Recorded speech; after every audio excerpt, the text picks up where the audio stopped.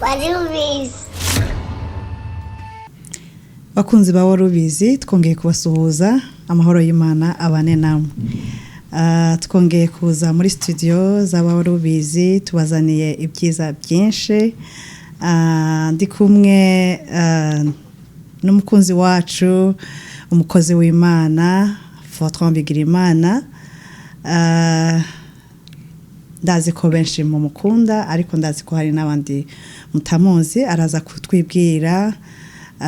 Rero ndatinze reka ndamwakire muri studio. Shalom shalom. Shalom shalom. Amakuru yawe. Shani meza. Umeze neza uguwe neza muri Arizona. Shani kuri ngowe neza. Agaklima weather kameze neza. Ndaryohewe urukundo nabonye Arizona. Gwaranyoheye gwankoze ku mutima. Vraiment Arizona nguwe neza. Yeah. Wow. Mbere yuko dukomeza ikiganiro nkuko mubizi kuri Warubizi iki kiganiro nicyo kugira ngo dufasha abantu mu bijyanye no kumenya Imana cyane no kugira ibihe byiza n'Imana no guhindurwa n'Imana dukoreshejwe na Mwuka Wera. Rero nta kintu na kimwe dushobora gutangira tutirageje Imana. Rero muko dusanzwe Fortran turabwira umushitsi agasenga.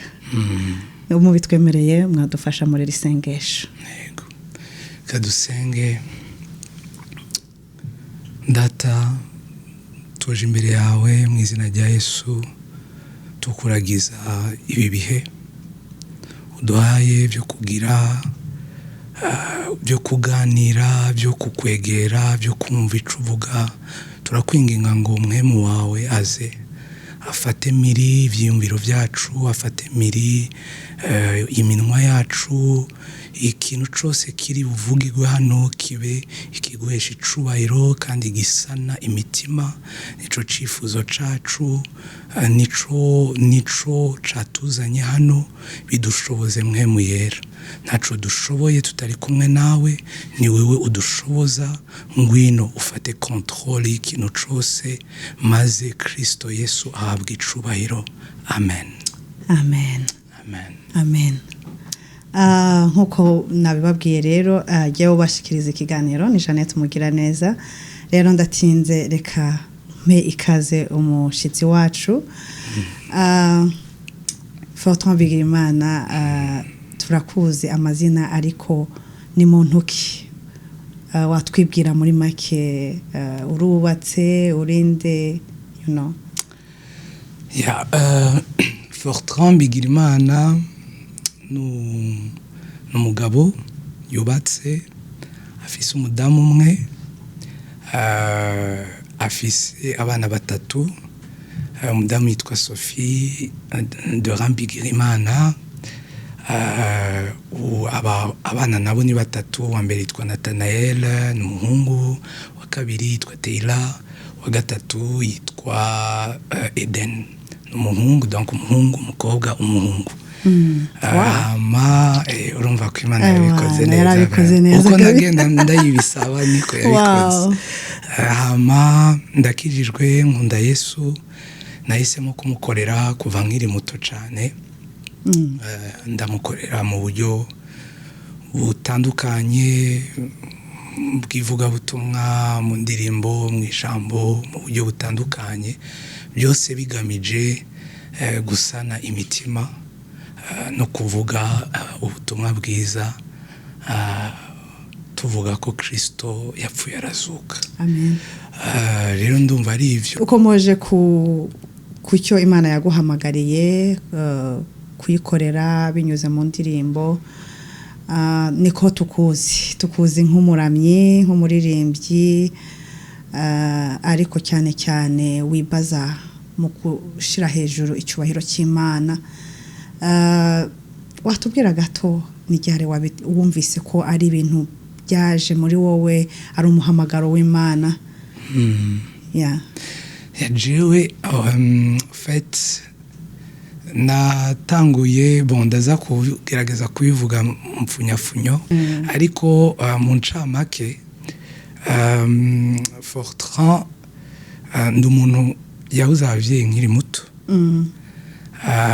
nabuze mama mfise imyaka 7 mbura papa mfise imyaka 10 hama binzana naho nibajije ibibazo byinshi kubizajanye n'ubuzima kuko ico gihe iyo uvuga mama umva care, iyo uvuga papa umva protection, kurindwa, kumva nyene ko uhagatiwe. Rero ivyo bintu bimaze kuvaho haba ibibazo byinshi mu mutima wanje no mu mutwe wanje, ndavuga nti bizogenda gute, ubuzima buzogenda gute. Ni muri iyo periode Imana yaje insanga mfise nk'imyaka 10, yari juste après mbere gato yuko papa agenda, ariko yari mu nzira agenda nyine narabona iyo bitanda bija. Ntangura kwibaza ibibazo byinshi, niko rero kuja mu gikorane bari bantumiyemwo, hamamitamwo guha Yesu Kristo ubuzima bwanje mfise imyaka 10. Wow. Mfise imyaka 10. Wagiriwe? No vraiment nagiriwe. Kandi nibari ikintu nishimira nezerererwa buri munsi. Nama ndabibwira abantu bose bari hafi yanje nuko kuva nkiri muto sinibuka umunsi nigeze ntumwanya. Wow. Na rimwe ngerageje kwiyumvira ati Fortran umunsi wibuka wowe warataye umwanya, nawo nibuka.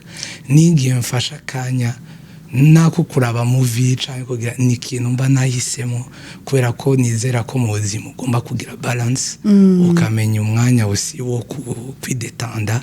Ariko kuva iyo myaka 10 numvise vraiment Imana yaramfashije gucungura umwanya. Wow. Ya rero nyuma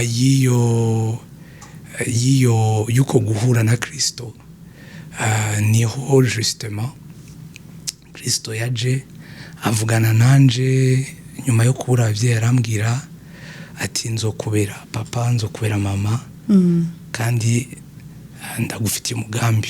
Niho yavuganye nanje kubijanye n'igikorwa n'umuhamagaro uri ku buzima bwanje. Ico gihe byari bigoye kumva no kwemera, kuko sinari Fortran w'uyu munsi, yari version y'ico gihe.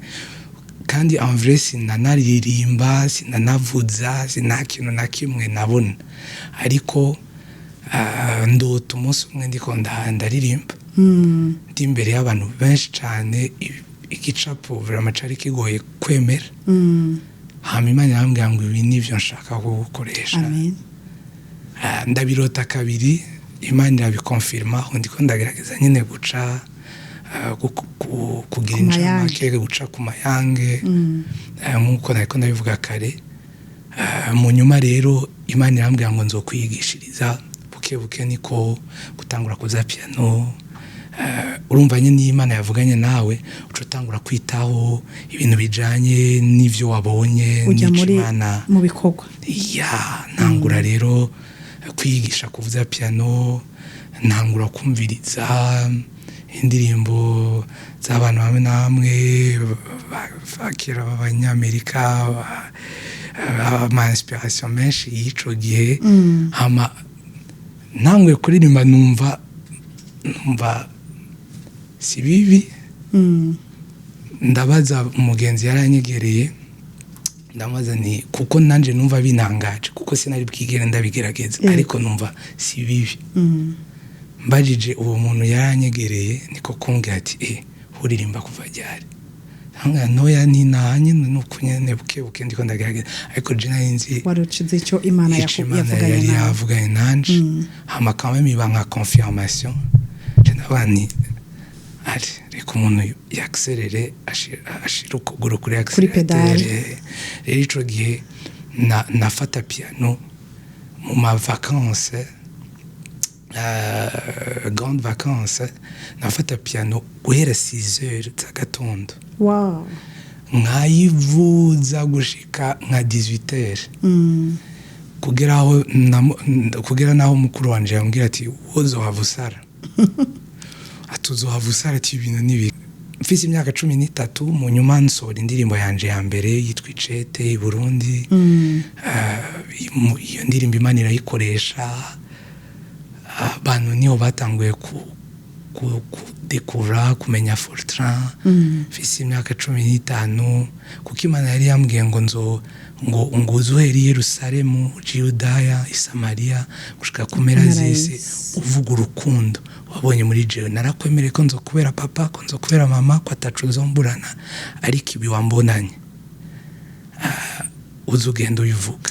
Wow, numvise ko hari kuvugana n'Imana, hari kuganda ukora icyo Imana yakubwiye, no kuvuga ngo ugo rugendo wakoze ubwo usabane wagize n'Imana watubwira gatoya uko uvyumva, uko wabwira abantu ni gute umuntu binyuze mu kuramya, ni gute umuntu aramya mu kuri no mu mwuka, ni gute umuntu asabana n'Imana binyuze mu kuramya. Ese ndaza kubariza hamwe ibibazo ubishira hamwe. Ese kuramya kuramya ni mu ndirimbo, kuramya ni iki mu by'ukuri? Kuramya mu kuri no mu mwuka ni iki mu by'ukuri? Ni mu ndirimbo, ni mu gusenga, ni mu kubwiriza. Kuramya ni iki? Wewe ku buzima bwawe wabibonye nk'iki? nibaza ko ari ikibazo ciza vraiment. Bon, je kwanza nibaza ko umuntu nagomba kwihimbira canke ku creatinga kurema ivyo ari buvuga, ahubwo ico umuntu cose avuga agomba kukivuga gihwanye n'ijambo ry'Imana. Ijambo ry'Imana rivuga ngo Imana ni mwemu, kandi abagomba kuyitazira bagomba kubikora mu mwemu. Turazi ko habaho Imana Data, Imana Mwana, Imana mwemu yera. Iyo ugomba kutazira Imana Data ugomba kubikora biciye muri mwemu yera. Ni protokole nuko bimeze, ni kugomba kubikora. Ati kubera iki ubikora uko? Kubera Bibiliya iratubwira ko mwemu yera ari we azi ibiri mu mutima wa Data. Au fait mwemu yera ni we azi ivyo Data akeneye. Ni nkuko muri verset ukoresheje version y'ikifaransa ivuga ngo Dieu veut, Imana irondera ishaka. Donc niyo ishaka, nico yo ishaka. Ni nkuko noza iwawe nkakubaza ukambaza ngo urashaka kuyiki, urashaka kunywiki, nanje ngaca ndakubwira ni canke nkatuma umuntu kukubwira ngo Fortran ashaka kujya ubugari, uciye unzanye umuceri, ubukozi binyuranye n'ivyo nifuza.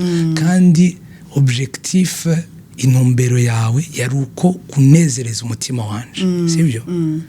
Rero mfise ico nifuza kandi nakikubwiye, shaka kubikora mu mwemu. Mwemu yera rero ni waza agatelecharge akazana mu mutima wacu iciyumviro ca Data. En fait meze nk'utanga akantu kaka illustration métaphore, nkamera nk'utanga akarorero kubazi nk'ama ordinateur. Hari gihe uba ushobora guha accès ugaha la main umuntu ari à distance, ukamuha possibilité yo gukora kuri screen yawe no kugira ica code ari à distance. Donc umuha accès, umuha la main kuri ordinateur yawe. En fait nivyo tuba dukoze, uha la main mwemu yera kugire aze akore exactly ico data akeneye biciye muri wewe. Wow. Kuko au fait data azi ko atawundi azi ico akeneye atari mwemu yera. Sinzi ko nawe yo ndakumva cyane aho rero ndiho ndazana kuvuga ngo kumbe rero worship ntabwo ari kuririmba no gukora ico data ashaka, gukora ico data ashaka. Kandi ico data ashaka niki nuko tumutazira mukuri no mwemu. Yeah. Donc ça mwemu yera si option A si option B, niyo passage obligé ushaka gukora uko data ashaka gukora. Amen. Kuko reka nkwereke mwemu yera iyo yaje agafata mpiri ivyiyumviro vyawe ni hajya uja imbere wapanze ufise amagahunda yawe ufise ka programme ariko mwemu yera akakubwira atoya ibi si kugomba ubikore ca akabazo k'amatsiko mwemu yera umwumva gute amuvugana gute umwumva gute bon tenyaza ko ivyo bihwanye cyane n'ikibazo abantu bakunze kubaza ku kuntu Imana ivuga. Ngo Imana ivuga gute? En fait Imana ivuga mu buryo butandukanye, sivyo? Hariho rema y'Imana, hajya wumva ijwi rivuga ngo Jeannette nduhora Imana nifuza gukora iki, sivyo? Iyo ni rema. Hakabaho na logos ni ijambo ry'Imana rijya tumedita tusoma Bibiliya, sivyo? Hama hakabaho n'ijwi rero ryo mu mutima. Urumva ijwi ryo mu mutima iyo ofete ngo ijambo ry'Imana rivuga ngo abarongorwa na mwemu nibo bana b'Imana. Ofete iyo uri umuntu w'Imana, iyo wakiriye Kristo umwami n'umukiza, mwemu yera araza akaba muri wewe. Hama iyo ugira imyanya nka kugira musculation, iyo ugira umwanya wo kubana nawe ugusenga, urazi ko umwana w'umuntu akozwe muri 3 dimensions, umubiri, umushaha n'imwemu. Bijya bindi bibiri, umushaha n'umubiri bisa n'ibicecetse kuko uri kugira musculation yo kumva cyane imwemu, ijya dimension y'imwemu. Rero iyo iyi dimension y'imwemu wayihaye ikibanza gikwiye mu masengesho, mu kusoma ijambo ry'Imana, hari ukuntu ryajwi ryo mu mutima rica riba develope rikaja hejuru mbese ya wa mubiri na ya wa mushaha. Rero Imana iciza ikavuga muri bwa buryo butatu.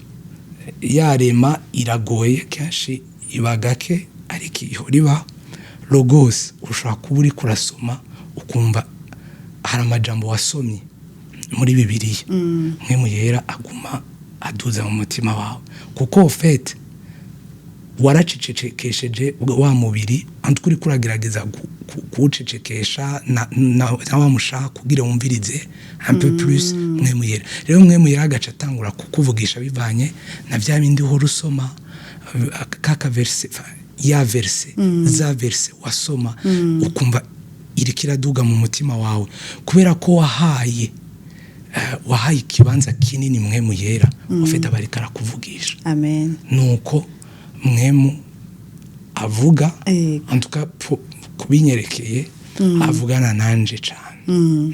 Aho binzanye kuvuga kuri rwa rugendo wagenze kugeza uyu munsi, kandi wigeze uvuga ngo nta mwanya wabonye wo gutakaza, ariko hari aho wavuye hari naho ugeze. Sinibaza ko uwo Fortran wo kuri 10 ans wo kuri 12 ans ari Fortran w'uyu munsi wo kuri Twitter. Rero ubwo rugendo namwe muyera ni gute rwagiye ruba developer, watuganiriza gatoya experience yawe rushobora kuba rwaragihuye n'ingorane, rushobora kuba rwarahuye n'ibyiza. Ni gute rwagiye ruzamuka ku buryo uyu munsi uri mu ivugabutumwa kandi ukavuga uti ndahagaze neza? Ya en fait novuga ko imbere yo kwishura exactly iyo point nagomba ndangize ca kibazo warumbajije mbere kica kinanzana no kuri iyi point ya kabiri kuko wari kuravuga guhimbaza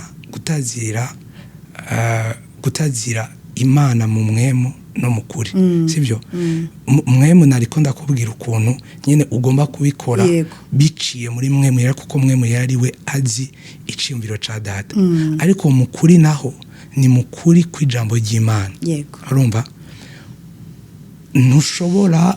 ntushobora gukora ico utazi, ntushobora kugendera mu kuri utamenye.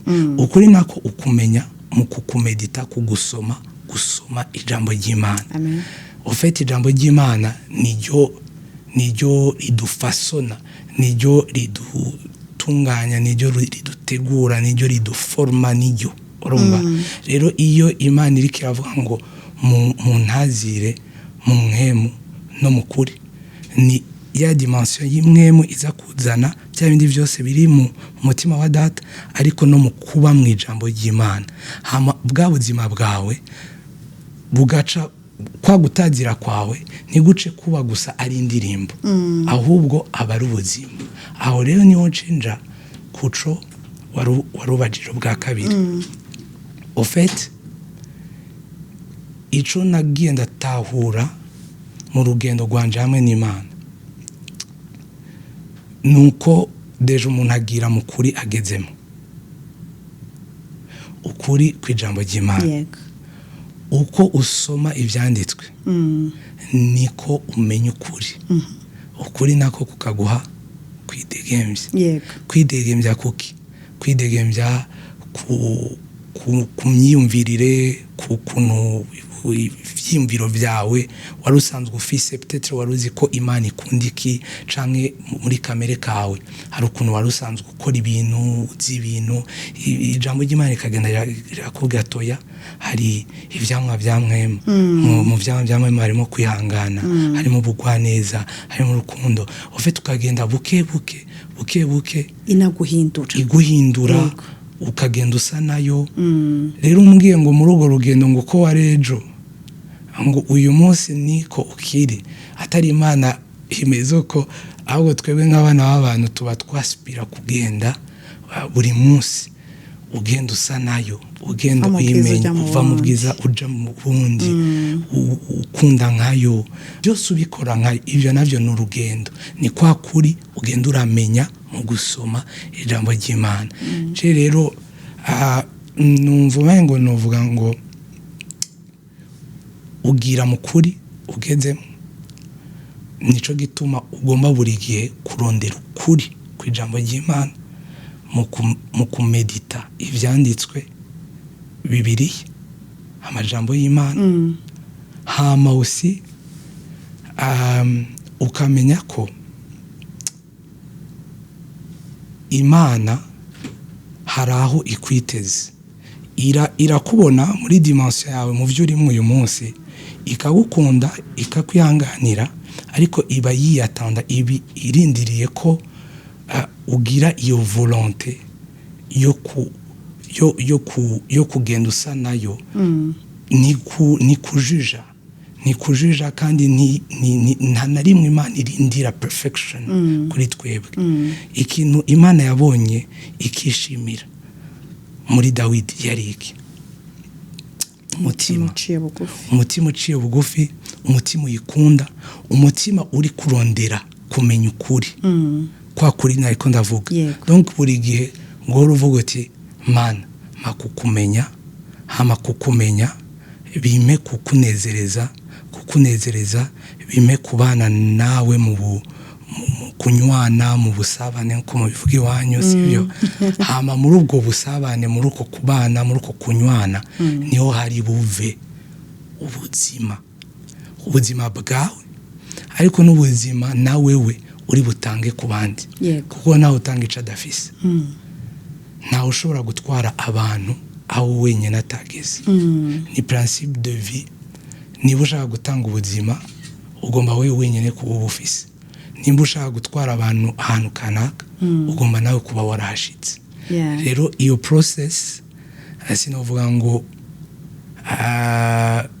sinovuga ngo iba yoroshe ariko iyo wazanye wa mutima ushaka gusa na Kristo kandi ukunda Imana irawubona ikawunezererwa ikagufasha kuja hahandi ishaka kuja kandi iyo umaze mu gifaransa novuga iyo Kristo amaze kuba pleinement formé en toi iyo Kristo yamaze gufata icicaro neza muri wewe en fait ni hamwe tushatovuga ngo si jewe nkiriho ni Kristo muri jewe aho rero biba bitanguye kuba interesse kuko niho ubuzima bwawe buba butanguye kuba kanovera ku bandi. Wow, uvuze ibintu byiza cyane ndiho ndafashwa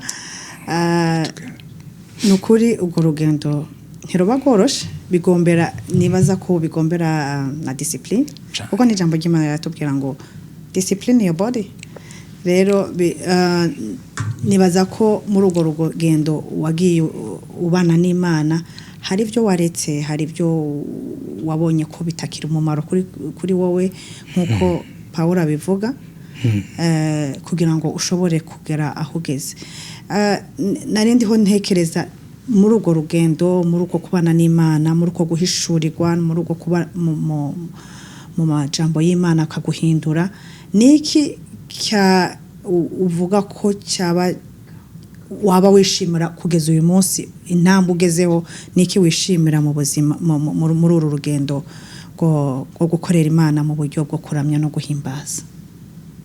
Ikintu nishimira ca mbere ni Kristo kuba naramuhisemo nivyo ikiguzi ni kinini wari kurabivuga ufite bisaba gupfa bisaba gupfa ugapfa kuvyo kubikunezera canke kuvyo uba wumva maybe woshaka nk'umwana w'umuntu byarinde namye ndavuga za dimension zitatu imwe mu mushaha umubiri ibibiri kabisa mushaha ukawudisciplina ijambo ry'Imana rivuga ngo urinde umutima wawe kuruta ikintu cose kuko ariho hava imbizi z'ubugingo umutima wawe ukawurinda niba ari umuntu yagukoreye nabi ukanka kuja mu gwanko urumva ni ibintu bitaba byoroshe umubiri ukawutanga nk'ikimazi kimota neza imbere y'Imana donc ukiyima byinshi ukagerageza gupfa n'ibiryoha nta muntu n'umwe akunda gupfa ariko iyo wemeye gupfa kugira Kristo abeho muri wewe nta kintu kiri interesting ciza kibaho kuruta kwemera gupfa ku bwa Kristo kuko iyo ubonye version Kristo azana yawe wemeye gupfa ibiryoshe ibifise akanovera abana b'abantu turafise ukuntu turi serumu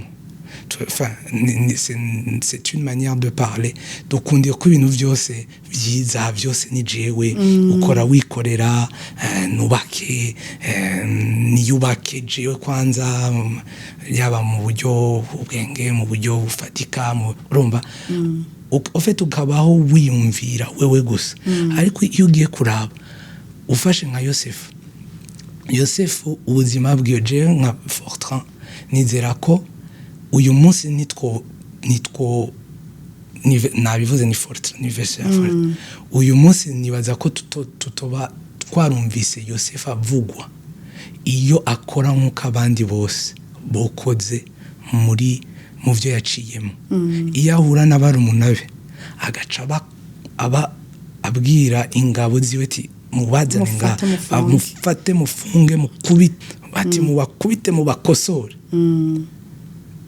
ufite ntaco yari kubakoze gitandukanye n'ico umuntu wese ukoze ariko iyo wemeye ukaja a contre courant ugakora ibinyuranye ugapfa kuri vya bindi umubiri wawe wari wumva ushaka gukora, reka ndabihore, reka ngirene, aho niho Imana iciye ati uyu rero aratanguye kuba interessante, uyu ndashobora kumutanga ko nk'urugero, aca gukura muri ba bandi bose benshi agaca kuduza akagutanga nka reference nka standard y'ivyo yo ishaka.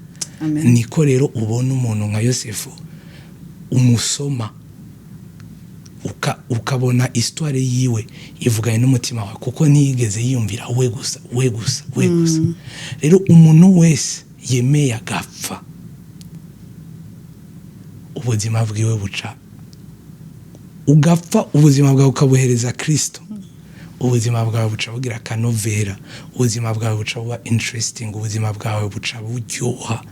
Rero ivyo nivyo je personnellement nka Fortran n'experience naremeye, ntibiba vyoroshe, wabivuze nanje nabivuze, kwakira Kristo uri muto bisaba nyine muri jeunesse yawe kucuheba ibintu vyinshi, ukamukora ukorera Imana, ukamara imyaka 20 ukorera Imana, ntivyama vyoroshe, ntivyama biri tout blanc tout rose, ariko uravye nk'ubu nakiriye intahe zitatu izo nizo zashoboye kunshikira. Abantu nk'umuntu yambwiye ati jewe nari mfise ikibazo, madamu yagize ikibazo, sindi bivuge detail nyinshi, ariko yagize ikibazo, naniwe merewe nabi, ndirimba indirimbo yawe yitwa N'amahoro, niyo yandemesheje muri ico gihe. Uwundi araza arambwira ati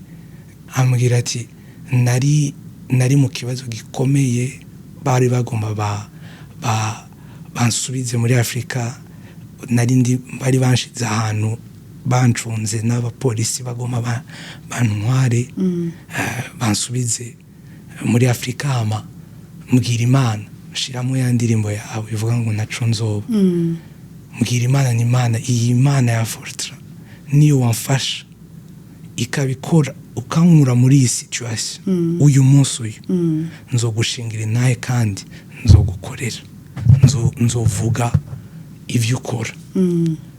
Aho nyene bidatinze abona baraje kumuhamagara, bagomba gufata amaraso kugire iyo bagusubije inyuma berekane ko bagusubije inyuma uri ukomeye atakibazo ufise etc. Mu nyuma basanga ari bungenzi, baca bamubwira ati we rero birasivye, ati ucuguma ngaha. Hama umwana avutse amwita Fortran. Hama amunzanira nyuma ya concert, ambwira ati nguyu muramutse yitwa Fortran.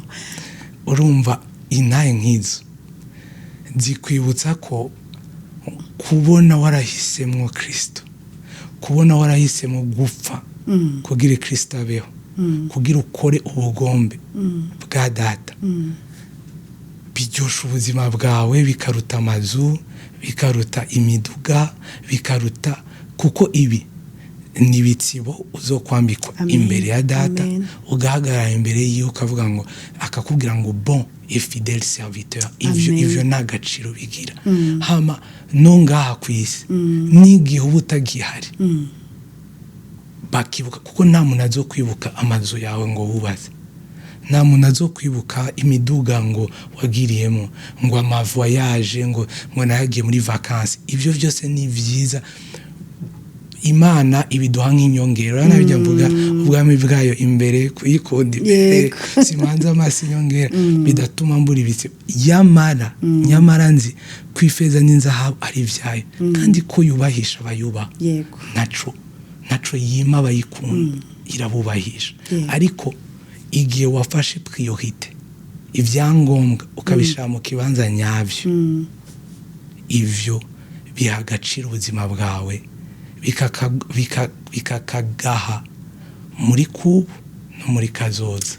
Amen. Aho rero unsubirije ikibazo nari mfite cy'amatsiko ese muri urugendo wagize kuko watangiye uvuga ngo Imana yarakubwiye ngo ugende amahanga nk'uko ijambo rivuga ngo mugende mutangirire iwanyu mugende Samariya Yudaya no kwisi hose ariko mukora ubushake bw'Imana kugira ngo imitima y'abantu ishobore kubona ubugingo rero utugejejeho iki kiganiro ngira ngo abatwumviriza turiho turagerageza gufasha wa muntu ashobora kuba afite umuhamagaro ariko atarisobanukirwa cyangwa se yisobanukiwe ariko bari guhura n'ibibazo atabona inzira yo kunyuramo ngira ngo umukozi w'Imana Fortran ari kudufasha urugendo yanyuzemo kugira ngo rudufashe rutubere icitegererezo mu nzira yo gukorera Imana kuko nasanze no kumenya ko wahamagawe n'ikindi kintu hari abantu benshi bari mu bikorwa by'Imana akenshi abaririmbyi bakaba barakunda kuririmba ariko nta muhamagaro bafite cyangwa se banawufite ariko bataramenya neza uko bagomba kugendana nawo batari muri kwa kundi uvuga ngo kuramya kuri no mu mwuka bigatuma inzozi zabo zicikira hagati bigatuma cyangwa se n'umuhamagaro wabo utagera kure aho Imana yashakaga kubageza rero iki kintu utubwiye cyuko imitima y'abantu ikogwaho kandi gahinduka n'Imana yaduhamagariye niyo mission dufite kuri iyi si nkaba nibaza ko abadukurikira bafite icyo bari kuvanamo rero ntidufite iminota myinshi byari byiza kuganira nawe ariko nagira ngo dusozera niki wabwira abo bantu bafite umuriro muri bo gukorera Imana so kuririmba gusa ariko gukorera Imana ni ibintu bigari twatangiye tuvuga kuramya yego ariko kuramya twumvise ko ari gukora ubushake bw'Imana ubushake bw'Imana buri mu bintu byinshi niki wabwira uyu muntu ari kutwumviriza ashaka kugendana n'Imana ni buhe butumwa wamuha kugira ngo ashobore kwimenya cyangwa niba yarimenye ashobore gukora icyo Imana imushakaho icambere nibaza ko umuntu ariko arankurikira afise ikintu maybe yumva kidudubiza mu mutima wiwe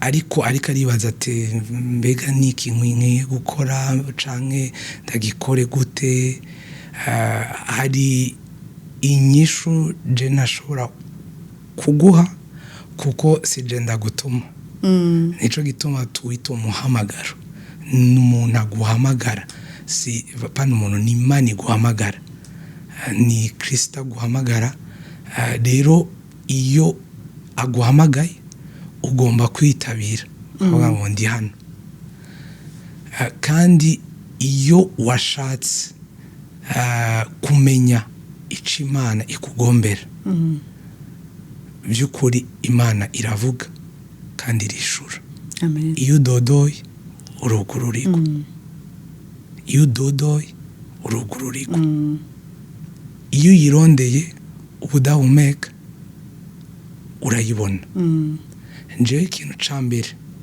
piste ya mbere ndamu yo gukora yo kugirako nukurondera kwanza ubugombe bwa data kurondera Imana agenda adodora gute mu masengesho nka wa muntu yagenda imbere y'umucamanza akagenda kabisa akavuga ati Imana jewe simva ngaho utambwiye kuko nta kintu nta cago gikomeye nko kutamenya ico ubereyeho kuri nose hararo ico ni cago vraiment nico gituma numva umengo niho hano hambere uguhera kudodora kurondera Imana kandi Imana irishura imaze kukwishura rero umaking sure ko atari justement wewe ivyo wifuza gukora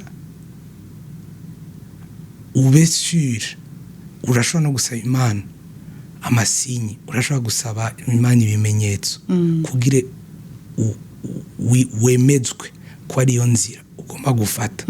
Kubera iki ndabivuga ibi?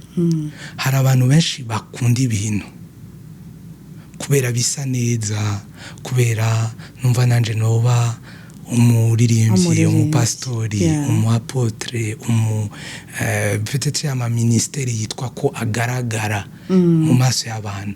Ariko reka ndakubwira, nta cago nabivuze kare nko kuba ahantu Imana itakurindiriye. Reka ndakubwira ikintu kimwe. Urana umuntu atari ijambo ry'Imana riravuga ngo Dieu a fait des dons et des grâces aux hommes. Ngo Imana yahaye ingabire, grâce, ingira n'ubuntu abantu, sibyo?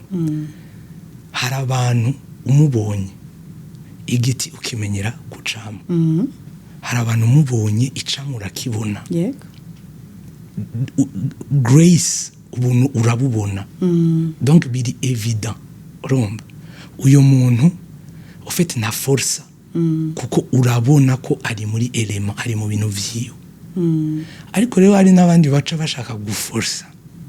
Iyo uforsheje rero, iyo ushatse kubikora ku nguvu, ntuzokwigera. Urashobora kuva kuri step ya mediocre, umuntu akorera ibintu biraho bibaye no bibi ukaja kuri step ya biri passable, birarengana, bon turashobora sawa tu. Ariko ntuzokwigera uba excellent, ntuzokwigera uba umuntu nyine akabije muri byo canke. Kandi duhamagarirwa kuba muri excellence. Nico Imana duhamagariye.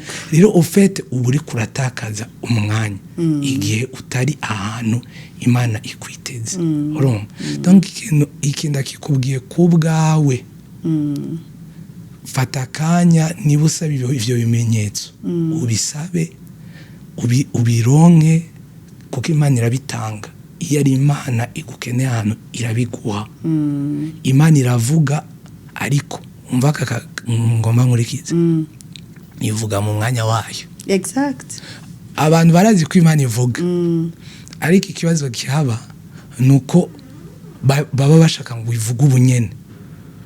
Niba wagiye kwirondera, niba wadodoye, rindira kwivuga.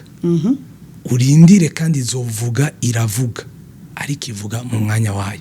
Je préfère, uramaze kubona umuntu ahaguruka akagenda atazi yagiye. Yego. Unacagukire nzico. Kuko uguma uturunara, uguma utemberanye ukagera ukanaruha.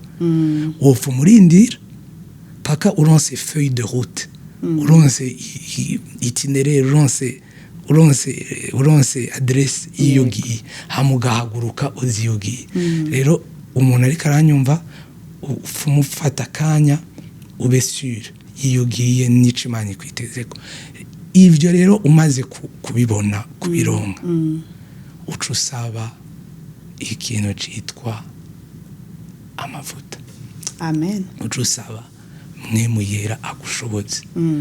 Bamwita l'esprit d'audace, l'esprit de puissance, l'esprit d'intelligence, l'esprit de sagesse, mwemu ubwenge, mwemu ububasha, mwemu audace ajani gushira amanga. Urumva uyo uramukeneye muri iyo mission uronse. Uramaze kubona abantu bari kuri stage canke bari ko barakora ikintu, ukamubona yicaye muri ko muravugana uko, ukabona n'umuntu ari n'umuntu ariko wamubona imbere ukabona sinzi icabaye. Ntawe ni kumeze. Turi benshi muri iyo ka nawe ugomba kuburiho. Urabona au fait ni vya bindi nariko ndakubwira kare tugitangura, ni nkaho uba wahaye access mwemu yera, agacaza agafata mamise kuri ordinateur, igatangura kugukoresha ibintu. Abantu rero bakaremarka ko hari ikintu kiriko kiragukoresha. Burya niyo tuvuga ngo umuntu ari possédé, burya tuba turiko tubona iki murimwo n'ikintu en fait ikimurimwo ivyo kiriko kiramukoresha. Rero n'Imana irazi kaguposeda iguhaye iyo anointing na mwemu wayo. Uyo rero umaze kumuronka ukarondera ayo mavuta, ukarondera mwemu yera, j'ai envie de te dire nta hantu ijambo ry'Imana rivuga ngo parce qu'il peut faire infiniment au-delà de ce que nous pouvons penser ni imaginer par son esprit qui habite en nous. Ngo kubera ashoboye gukora ibirengeye cyane ivyo dusaba n'ivyo twiyumvira biciye muri mwemu yera aba muri twebwe. Uwo mwemu yera umaze kumuronka iyo step warenganye zazi navuze ugaca umuronka niyo anointing uri ready rero kwideploya no gutanga version yawe la meilleure version de toi-même.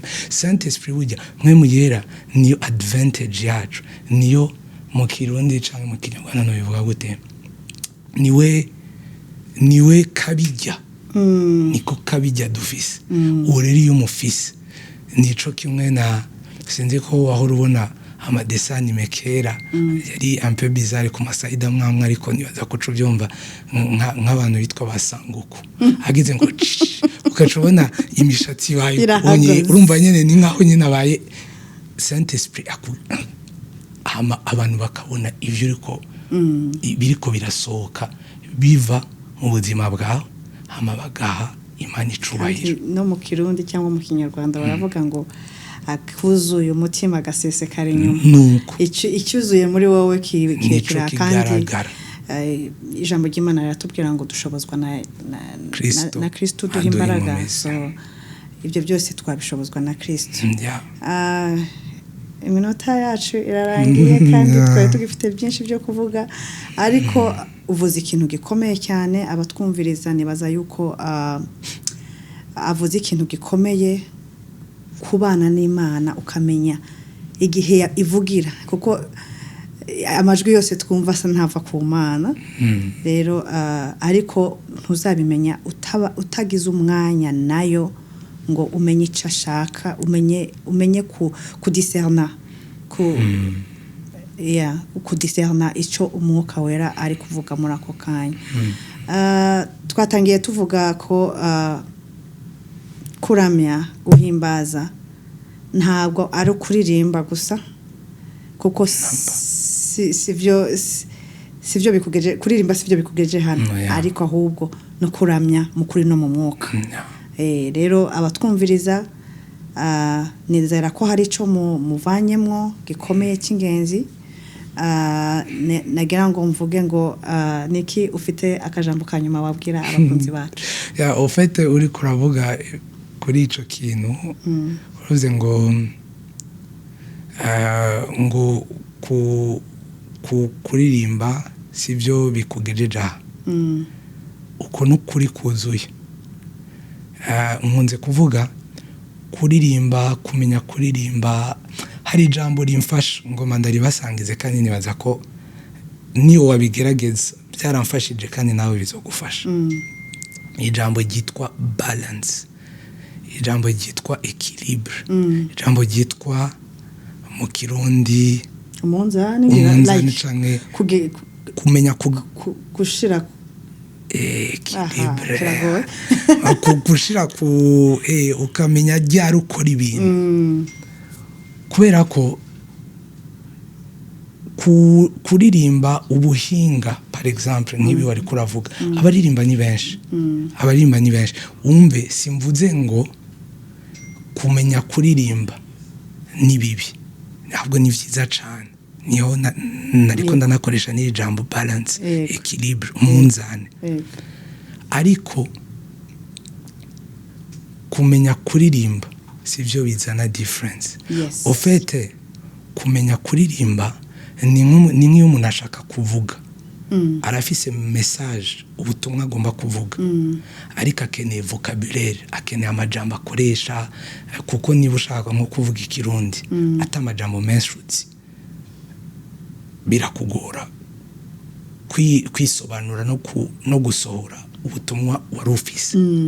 Rero au fait technique igufasha nka vocabulaire, nk'amajambo uri bukoreshe, numva ikintu kiri mu mutima mwe muyera ariko araduza mu mutima, ndagisohore gute, hama ya technique igaca igufasha kubisohora. Donc technique irakenewe, ariko siyo izi imbere. imbere y'umutima unywanye n'Imana. Amen. Equilibre rero muri byose kiramfasha, caramfashije, kiramfasha, ariko uyu munsi turiko turavugana nagitahuye ndibaza ku rundi rugezo. Equilibre mu bintu byose ukora, ikintu cyose ukora uri desequilibre, ata munzanja, ata equilibre nziza ihari. Niba ari siporo ni nziza, ariko uyigize ari nyinshi nayo igira ingaruka. Ndabona abantu baba bamaze kuba deforme kubera amasiporo navyo ni kubera warengeje, ariko navyo utagize siporo navyo bigira iyindi. Kurya ni byiza, ariko iyo uriye cyane navyo bigira ufite ibintu byose. Iyo utagira iyo balance ni bibi.